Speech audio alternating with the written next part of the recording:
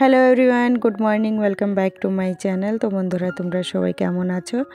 আশা করছি সবাই খুব ভালো আছো। আমি শরীর দিক থেকে ভালো আছি, কিন্তু মনের দিক থেকে একদমই ভালো নেই। কারণ আজকে বাপের বাড়িতে আমার শেষ দিন। আর আজকের দিনটা মনে হচ্ছে খুব তাড়াতাড়ি শেষ হয়ে যাচ্ছে। সকাল থেকে উঠে কিছু টুকিটাকি কাজ করতে করতে কতটা বেলা হয়ে গিয়েছে। আমার স্নানটাও কমপ্লিট হয়ে গিয়েছে। সকাল থেকে অনেক কাজই করে ফেলেছি, কিন্তু ফোনটা অন করে আর তোমাদের সাথে শেয়ার করব সেইটুকু টাইম হয়ে পারেনি। আর ফোনের যে স্ট্যান্ডটা আছে ওটাও আমি প্যাকিং করে ব্যাগে রেখে দিয়েছি। আর ফোনটা যেখানে সেখানে কোনো মতন রাখার মতন জায়গা হলে সেখানে রেখে তারপরে ভিডিও করতে হচ্ছে আজকে। তো সকাল সকাল আমি রান্নাও বসিয়ে দিয়েছি। এখানে সকাল সকালই করে ফেলি, বাড়িতে দেরি হয়ে যায়। তো রান্না করতে করতে ভাবলাম চলো আজকে একটু চাটাও খেয়ে ফেলি, বানিয়ে ফেলি। অনেক দিন হয়ে গিয়েছে চা খাই না, তো আজকে মন চাইলো যে একটু চা খাই। তো এখানে এই যে চা খেয়ে নিচ্ছি, প্লাস সাথে সাথে রান্না করছি। আলু পটল দুটো ভাজা বসিয়ে দিয়েছি। এদিকে এই যে এই কাকিমা এসেছেন, তো উনি জানে যে কালকে আমি চলে যাব, তো আমার জন্যে উনি আমের মিষ্টি আচার নিয়ে এসেছেন আর কিছুটা ডালের বড়ি। এখানকার ডালের বড়ি একটু অন্যরকম বানায় মশলা টশলা দিয়ে, তো ওটাই আমার জন্য নিয়ে এসেছেন।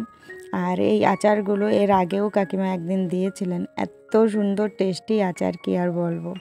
তো উনি আচারটা খুব সুন্দর বানান। উনি রকম রকমের আচার বানান, যত সবজি আছে সব সবজিরই আচার বানাতে জানেন উনি। এমনকি ফুলকপি, মূলো, কাঁঠাল, কচু সমস্ত কিছুর আচার উনি বানান। তো এর আগে একদিন আমাকে করমচার আচার দিয়ে গিয়েছিলেন। তো আমাকে বলেছিলেন যে আরও কোনো আচার খেতে হলে বলো, তাহলে দিয়ে যাবে। আমি দেখলাম না, অত আচারটাও খাওয়া আমার পক্ষে ঠিক না। তো আমার এমনিও এই আমের মিষ্টি আচারটা খুবই ফেভারিট। আর এখানকার আমের মিষ্টি আচারটা একটু অন্যরকমই বানায়, আমাদের ওখানকার মতন গুড় দিয়ে জাল দিয়ে বানায় না, একটু অন্যরকম বানায়। এর জন্যে আমার এই আচারটা ভীষণই ভালো লাগে। তো এখন এই যে একটা কৌটোর মধ্যে আমি প্যাকিং করে নিচ্ছি আচারগুলোকে, এটা নিয়ে যাব আমি। আর ওই ডালের বড়িটাও আমি ব্যাগে রেখে দিয়েছি। আজকের দিনটা বাপের বাড়িতে আছি, কিন্তু মনে হচ্ছে একদম না থাকার মতন। সেই মনের মধ্যে একটা কেমন যেন ভাব চলে এসেছে। আজকের দিনটা দিনই মনে হচ্ছে না। যেদিন বাপের বাড়ি এসেছিলাম সেদিন কত না খুশি ছিলাম।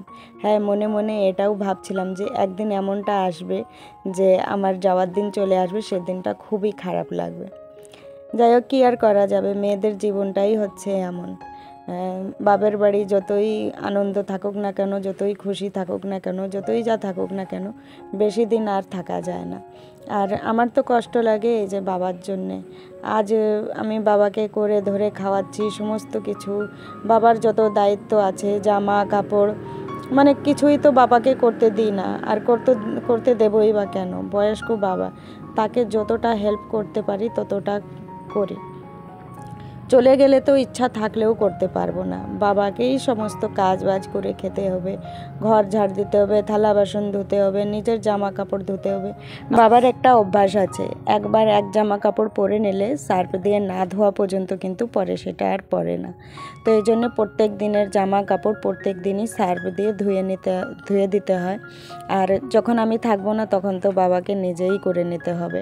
আর বাবা অনেক সময় পেরে দেয় না, তো কি হয়, জমিয়ে জমিয়ে রেখে তারপর একদিনে ধোয়। আর এই জন্যে ওনার কাছে অনেকগুলো গেঞ্জি আছে, আর অনেকগুলো ওনার ড্রেস অন্য অন্য ড্রেস আছে, যাতে ওনাকে ফিরে পরা জিনিস না পরতে হয়।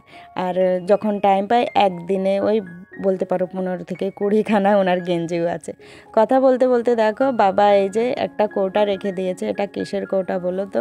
অনেক পুরনো, হয়তো নোংরাও দেখা যাচ্ছে, কিন্তু এটা হচ্ছে আমাদের লক্ষ্মী কৌটা।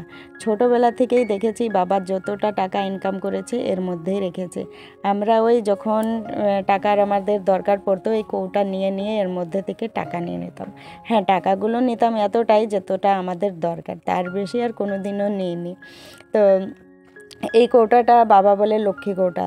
কৌটা কত জায়গা দিয়ে একদম ফেটে ফুটে গিয়েছে, কিন্তু বাবা ওই ব্ল্যাক টেপ দিয়ে চিপকিয়ে মানে আঠা দিয়ে লাগিয়ে রেখেছে যাতে এর মধ্যে টাকা এখনও রাখতে পারে। কি হয়, সারাদিন ইনকাম করে এই কৌটার মধ্যে টাকা রাখে আর দিনের শেষে টাকা গুনে তারপরে রেখে দেয় ট্রাঙ্কে। আজ বাদে কাল বাপের বাড়ি ছেড়ে চলে যাব। সত্যি মনটা এত খারাপ লাগছে কি আর বলবো। যখন ছোট ছিলাম তখন মা বাবা কি জিনিস সত্যি বুঝতাম না। যবে থেকে বিয়ে করে শ্বশুর বাড়ি গিয়েছি তবে থেকে বুঝতে পেরেছি যে মা বাবার কোনো বিকল্পই হয় না। এই জন্যে খুব কষ্ট লাগে। মা তো নেই, আছে এই যে বাবা। এখন কত বয়স হয়ে গিয়েছে, এই বয়সেও কিন্তু বাবা কত খাটাখাটনি করে। আমার ভেবে ভেবে কেমন যে লাগে আমি কাউকে বলে বোঝাতে পারি না। মনের মধ্যে আলাদা একটা কষ্ট থাকে। যদি বাবার পাশে দাঁড়াতে পারতাম, বাবাকে বলতে পারতাম যে এই বয়সে তুমি একটু রেস্ট নাও, সেই কথাটাও বলতে পারি না। তবে ইচ্ছা আছে এখান থেকে বাড়ি যখন যাব, সবাই তো আমার বাড়ির ভিডিওটা দেখতে ভালোবাসো, তো ইচ্ছা আছে খুব সুন্দর করে ভিডিওটা তোমাদের সামনে প্রেজেন্ট করব, যাতে তোমাদের খারাপ না লাগে, ভালো লাগে। আর যত তাড়াতাড়ি পারবো আমি একটু এগিয়ে যাওয়ার চেষ্টা করব, যাতে বাবার পাশে খুব তাড়াতাড়ি আমি দাঁড়াতে পারি, যাতে বাবার বেশি কষ্ট না করতে হয়, বাবাকে যেন খুব টেনশন না করতে হয়। যাই হোক, বাবা কারুর কাঁধে বোঝা হতে চায় না, এই জন্যে এই বয়সেও কিন্তু এখনও খেটে যাচ্ছে। একা থাকতে কষ্ট হয়, তবুও কিন্তু কষ্ট করে যাচ্ছে। কিন্তু যেদিন আমি ইনকাম শুরু করব সেদিন আর বাবাকে এই কষ্ট করতে দেব না।